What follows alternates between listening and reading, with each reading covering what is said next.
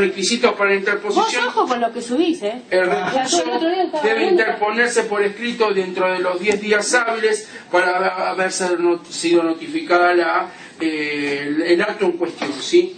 Después tenemos que se ofrece prueba, esto está bien, recibe las aclaraciones, se apertura prueba, debe ser cuestión de puro derecho. Acá está lo que yo les hablaba antes de lo de declararse la cuestión de puro derecho, ¿sí? ¿En dónde estás? ¿En acá está. Debe declarar la cuestión en el 80. Sí, está bien. ¿En qué? Dice, cuando el administrador considere que no hay mérito para recibir el expediente a prueba, lo debe declarar de puro derecho, que es lo que yo le decía anteriormente. ¿Sí? Vencidos los plazos, 6 días. Y después, bueno, acá les quiero marcar algo, chicos. Hay un error en el apunte. Otro. Sí, no, acá hay un error.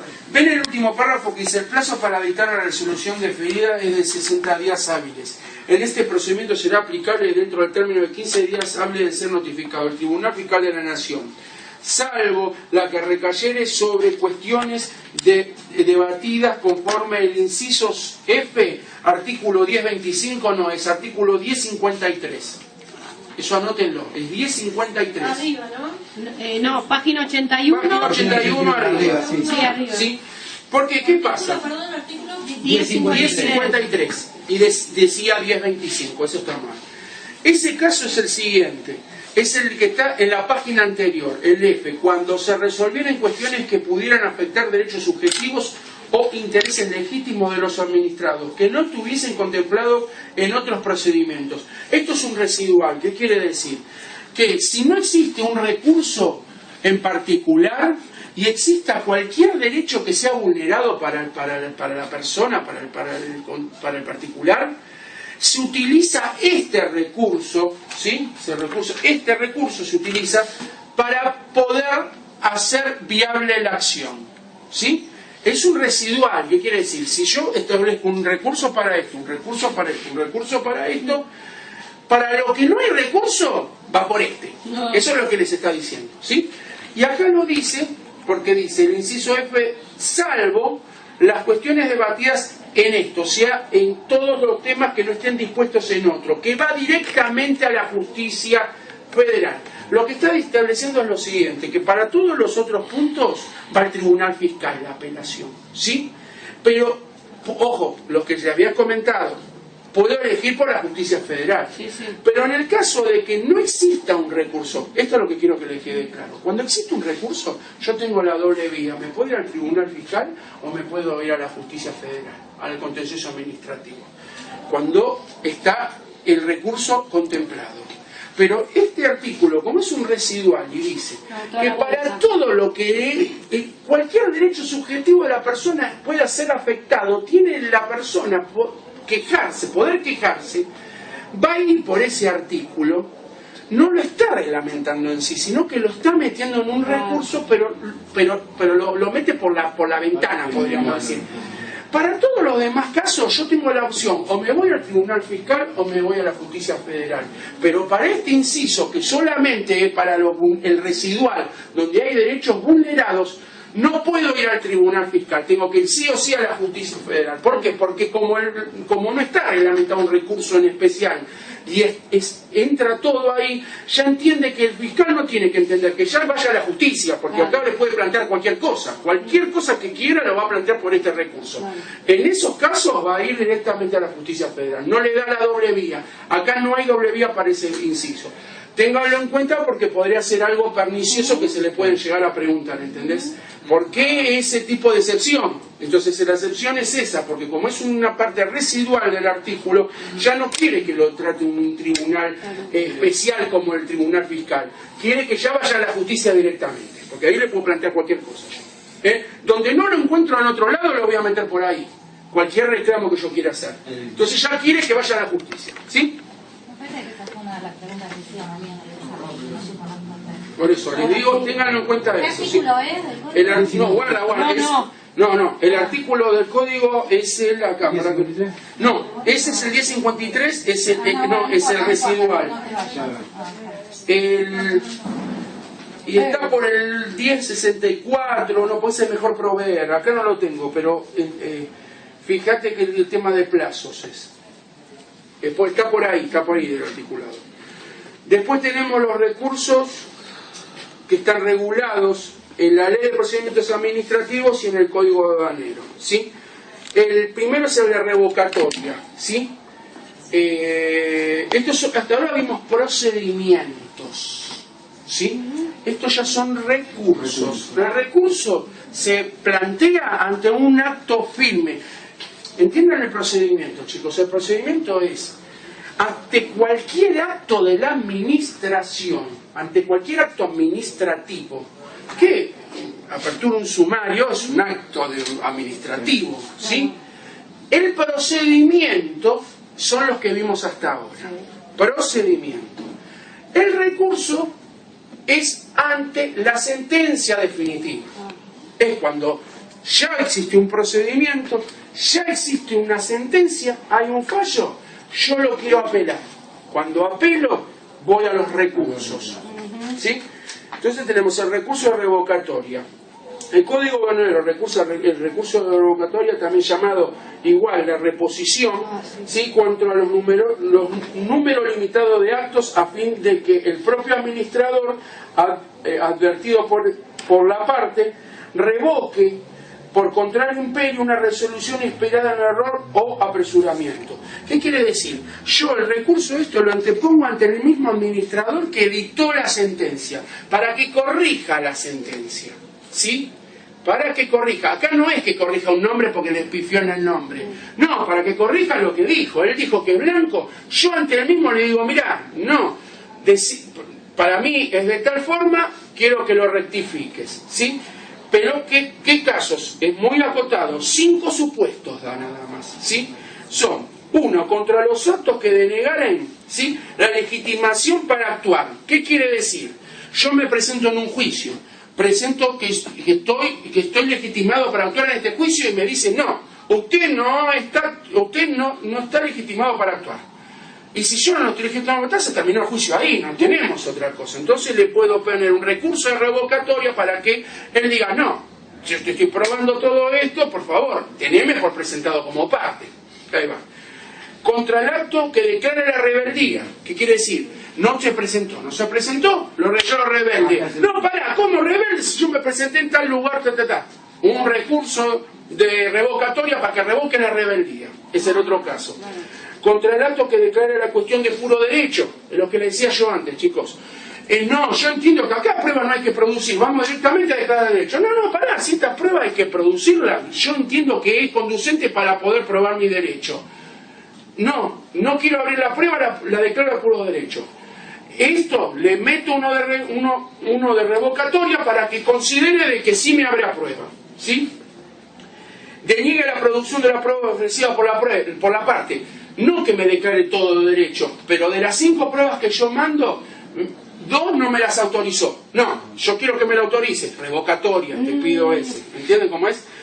Contra el acto que deniegue la petición del plazo extraordinario a prueba. Quiero extender el plazo extraordinario, no al lugar. Una revocatoria te meto. ¿Entienden cómo es? El recurso se interpone dentro de los 3 días hábiles, contado desde el día siguiente de notificada la resolución, de todas las que vimos anteriormente, y esto es lo importante, ante la misma autoridad, el mismo que emanó el acto, sobre él se lo voy a pedir. ¿Sí? No a tribunal superior, a él mismo. ¿Qué pasa? Él mismo decide. Yo tengo 3 días. Sí, queda firme. Queda firme. Y no lo presento. Queda firme el acto. ¿Sí? El administrador debe resolver el recurso en los 10 días. Su denegatoria no da, ¿sí?, lugar no da lugar a otro recurso. ¿Qué quiere decir? Si antes dijo negro, va a seguir diciendo negro. Pero ¿qué pasa? Todo queda firme. Pero yo en sede judicial lo voy a volver a sacar de nuevo. Yo cuando voy a apelarlo a cámara le digo, pero mire que yo presenté una revocatoria porque a mí no me tenía por alguno de estos supuestos. La presenté, me la volvió a denegar y así siguió él. Y ahí la va a revisar el juzgado, la cámara revisa el acto. ¿Entendés lo que te digo? Lo revisa. Y ahí va a decir si estuvo bien o no. ¿Y si pasa estos 10 días y no se resuelve? ¿Cómo? ¿Y él no lo resuelve? Claro, porque no, tiene que resolver en 10 días. Sí, tiene que resolver. Bueno, pero eso es el famoso amparo por mora de la administración. Cuando no hay una resolución, vos podés pedir al Tribunal Superior que Tribunal Inferior o dependencia inferior tenga que expedirse. ¿Me entendés? Y está dentro de los recursos, eso, está metido. Bueno, ¿sí? con el tema, vieron de las, no de las de JAI, ahora no supe, pero viste de todas las licencias automáticas que pedía Secretaría de Industria. Como se pedían, ellos te decían que en 3 meses, 4, 5, y no te la daban, pasaba 1 año y medio, empezaban a meter oficios judiciales donde le intimaban que se expidiera la Secretaría. Como nunca le da bolilla ningún oficio de nadie, ahí nomás empezaban por juzgado el pedir el libramiento de las mercaderías. Y ahí van las 5 comisiones: valoración, clasificación, policía aduanera, perros y la comisión del delito de no sé de qué. Después que se juntaban todos esos, recién podían verificar. Sí, los perros. Los perros. Sí, supe de uno de tornillos. Un tipo que traía cajas de tornillos. Hacía 3 meses para poder juntar a los 5 tipos. Vale, sí. Apelación y demanda contenciosa. Ahora estamos hablando cuando yo apelo el fallo. Dice el 1132, contra las resoluciones definitivas, sentencia, resolución definitiva, ¿sí? Dictada por el administrador en el procedimiento para repetición o para las infracciones. Estamos hablando de repetición e infracciones, ¿sí? El interesado podrá, en forma optativa y excluyente, es lo que les expliqué anteriormente, optativa y excluyente, si voy a uno no voy al otro, ¿sí? Podrá interponer recurso de apelación ante el Tribunal Fiscal de la Nación o iniciar demanda contenciosa ante el juez federal. Es lo que yo les dije antes, la doble vía.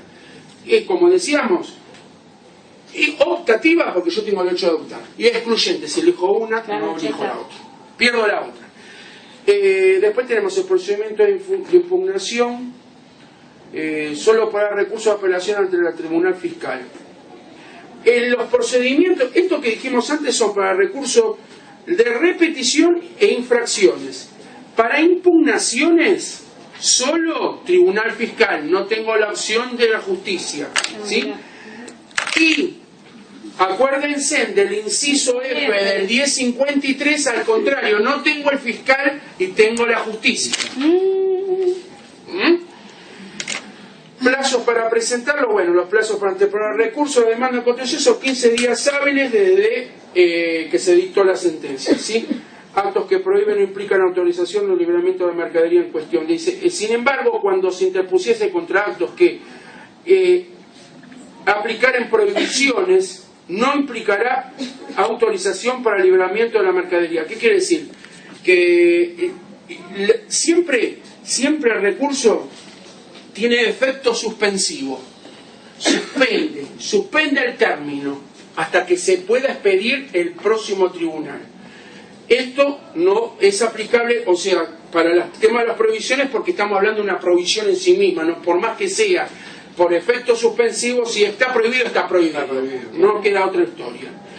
Debe ser fundado, escrito al Tribunal Fiscal, juez federal, debe comunicarse a la aduana. Cuando ustedes van, lo interponen, ¿sí? Al mismo momento que interponen el recurso, ya sea en Tribunal Fiscal o en el juzgado federal, tienen que ir a avisar a la aduana que lo están apelando, que están interponiendo el recurso.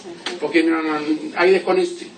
Va un escrito a un lado y un escrito al otro avisando de que están recusando y que que metieron el recurso, ¿sí?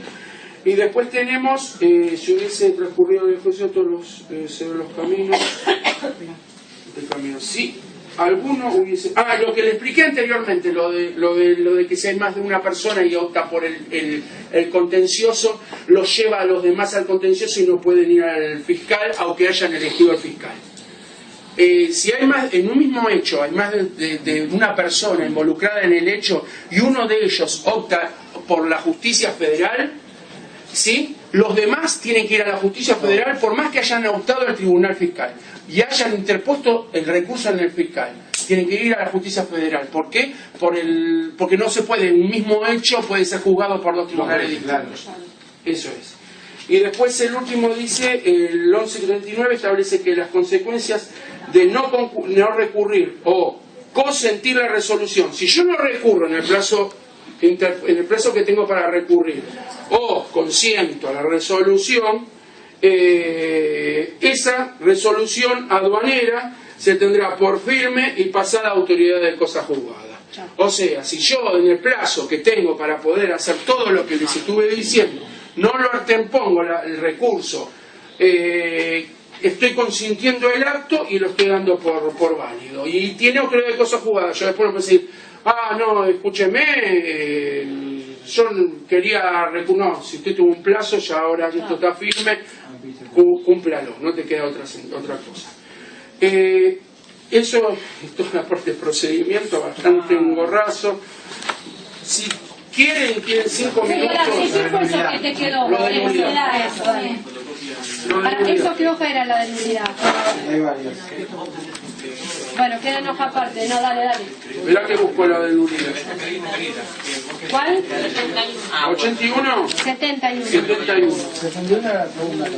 La primera quiero yo, para explicarles para que les quede que entiendan la otra. Un poquito nulidad, ¿no? 71, ¿no? No, porque la segunda Es parte. nulidad de procedimiento y la Claro. otra es nulidad total. Nulidad del procedimiento 71, a ver, para. Acá en la 64, nulidad de procedimiento. 64. Nulidad de Sí, procedimiento. acá. Bueno. Yo para que entiendan un poco esto, les voy a hacer un pequeño... para poder hablar de nulidad de procedimiento, primero tenemos que hablar de acto jurídico. Ya eso ya se lo dije, son 4 años de la carrera, pero acto jurídico. Para que un acto jurídico sea válido, se tienen que dar ciertos requisitos. Si quieren, anótenselos, porque esto para que lo entiendan, ¿sí?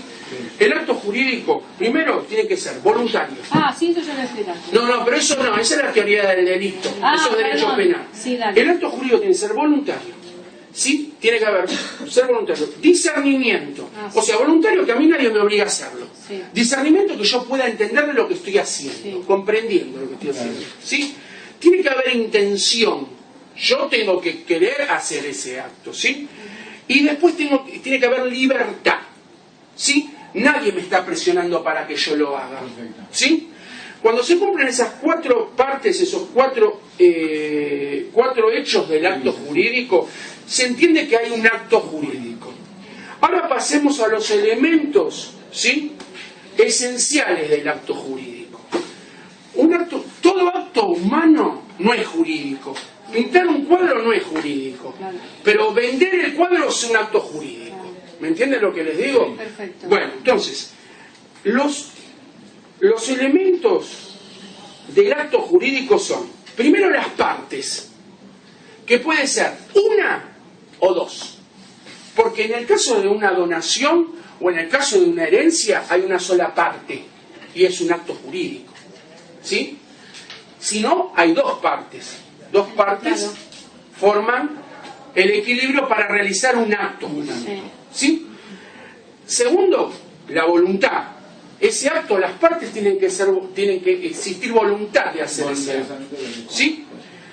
Después el objeto jurídico, ¿sí? El objeto, el objeto jurídico es el fin para el cual es la cosa misma. Claro. El cuadro, el auto, eso es el objeto.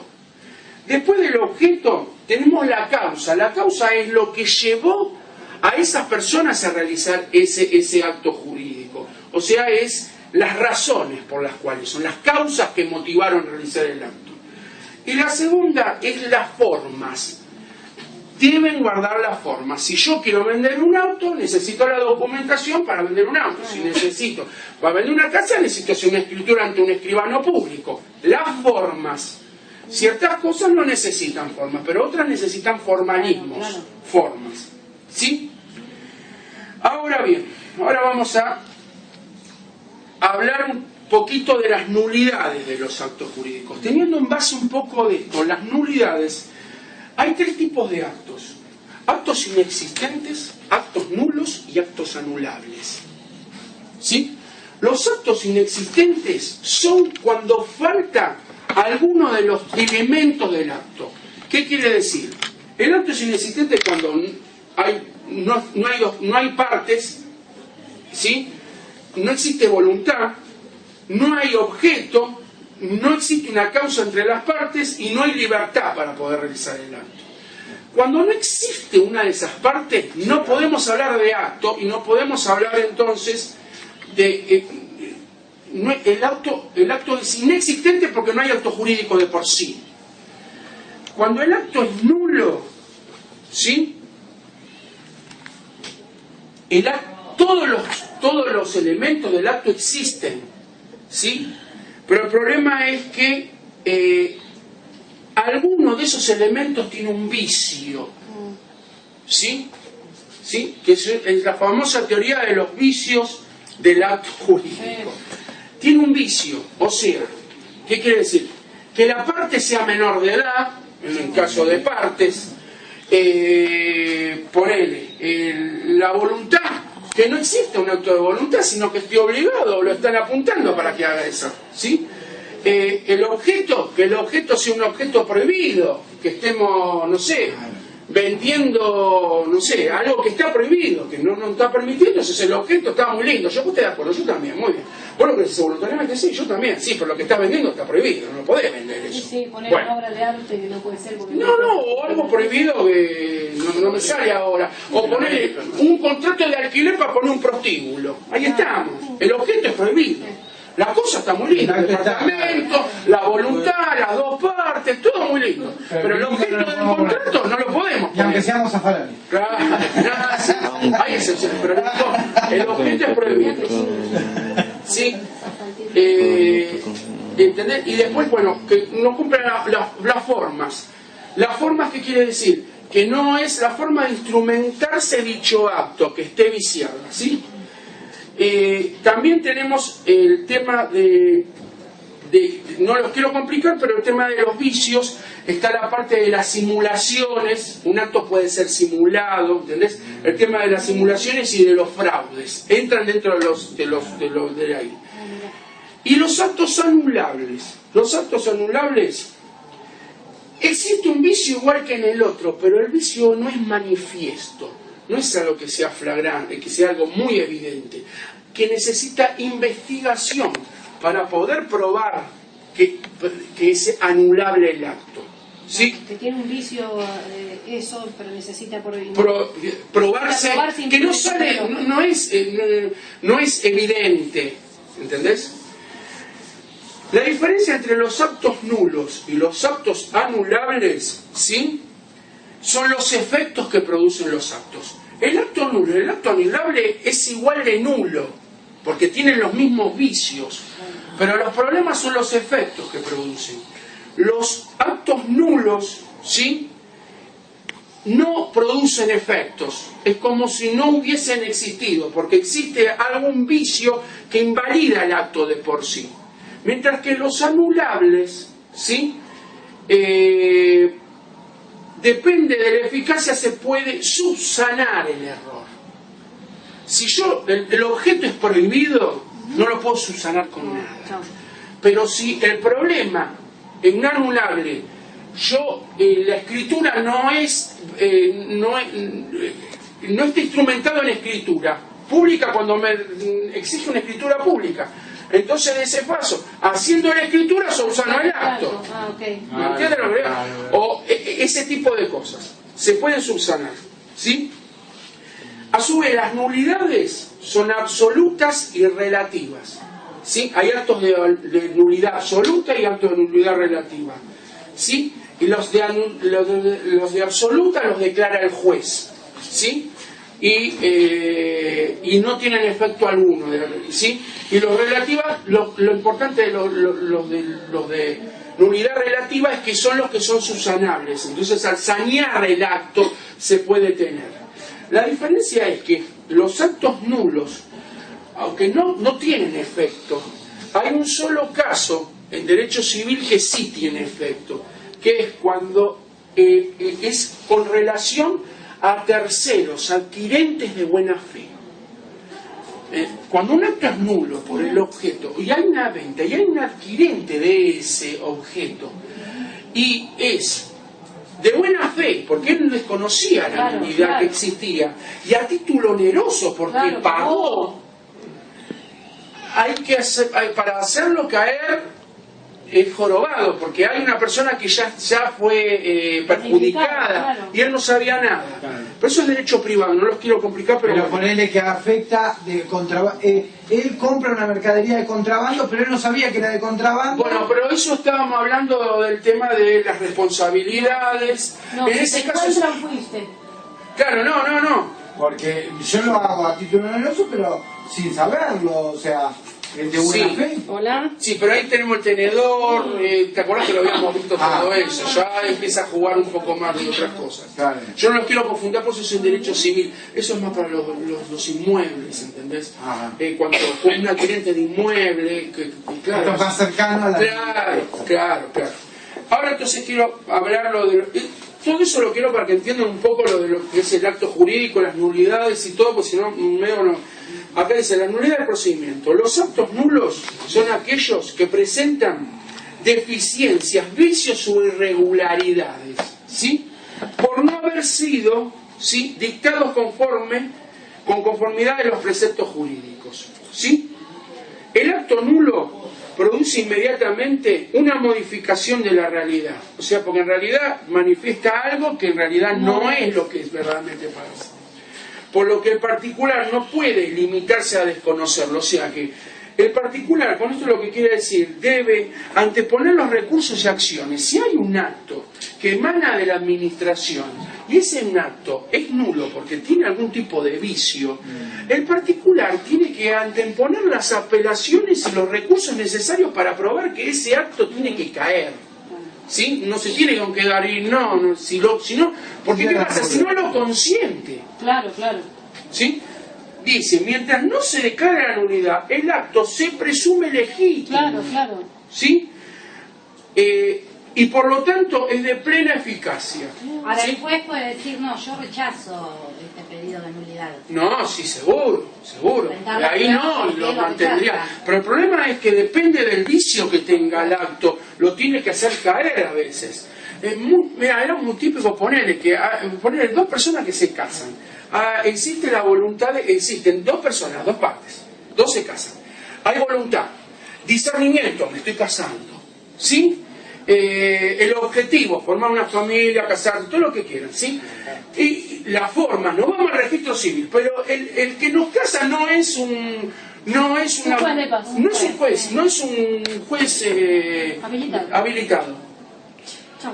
No, O sea, hay actos, no existe acto, mira lo que le digo.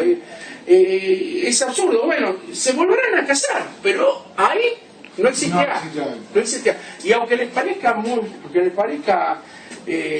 algo que es imposible, eso sucedió, es verdad. Y ha existido hijos, regímenes de hijos. En otra época eran considerados no matrimoniales, extramatrimoniales. Unos bolón que igual cuando había regímenes distintos a los de ahora. Ahí es un fraude. Claro, no, fraude no, sino que las formas, hay un requisito de forma que está viciado, que es el juez de paz que tenía que actuar, era un tipo, un chanta, y que no era la persona que estaba autorizada. Eso le pasa en los registros civiles. Sí, no, por eso. No es el juez de paz. Por eso te digo, pero ha pasado y antes era peor porque habían hijos extramatrimoniales. ¿Y cómo? Si yo estaba casado hace 20 años. Bueno, a mí no me pasa el juez de paz. A mí me pasa que firma la certificado de función a mi marido. Era el doctor, ¿viste? Que lo operó. La neta le decía a mi marido. Después lo firmó el juez de paz. Pero entonces dice que los actos son nulos cuando la voluntad está excluida como le hablábamos de la voluntad, por eso les expliqué que uno de los requisitos es la voluntad, está excluida por un error esencial, ¿sí?, que se indica una cosa y es otra, un error, ¿sí?, dolo, se hace a propósito, ¿sí?, o violencia física o moral ejercida sobre la persona, o en este caso sobre la persona de la gente, violencia, lo que le decía yo. Los dictados por un órgano incompetente. El caso del juez de paz es un órgano incompetente, porque no tiene la competencia para poder hacer. Acá sería ponerle una cierta dependencia que emana un acto, pero no tiene competencia para dictar ese acto. Vamos a un ejemplo. Cierta dependencia no tiene la potestad, la facultad para poder dictar ese acto. Entonces yo voy a ir y decir ese acto es nulo. ¿Por qué? Porque ese órgano no puede emitir ese acto. Entiendan lo que son las nulidades, ¿sí? Por falta de causa por no existir o ser falsos los hechos o derechos invocados. Y después por violencia de la ley aplicable de las formas esenciales y de la finalidad que inspiró su dictado. Eso es lo de la parte de lo que yo hablaba de el espíritu de las leyes. Cuando el defecto del acto da lugar a una sanción, en principio de anulación, la administración tiene la facultad de subsanar el vicio. Los vicios se subsanan cuando son anulables, no nulos. Claro, claro. Cuando el acto es nulo, Chao. no existió el acto. Cuando es anulable, lo subsana, porque lo puede arreglar, ¿sí? La administración lo puede arreglar mismo, ¿sí? Tiene facultad de subsanar el vicio que lo invalida. La subsanación del acto es lo que en doctrina denominamos el saneamiento del acto, ¿sí? Los actos nulos de nulidad absoluta no son susceptibles de subsanación, porque el acto es nulo, cae porque no puede ser un acto, ¿sí? El artículo 17 de la Ley de Procedimientos Administrativos dice: el acto administrativo afectado de nulidad absoluta se considera irregular y debe ser revocado o sustituido por razones de ilegitimidad, no es legítimo, en sede administrativa. No obstante, si el acto estuviese firme, El juez lo dictó. sí, no, el administrador lo El dictó. administrador, sí. Firme y consentido, ¿qué quiere decir? Que nadie lo revocó, nadie pidió la revocación. Eso es consentir un acto, ¿sí? Y consentido.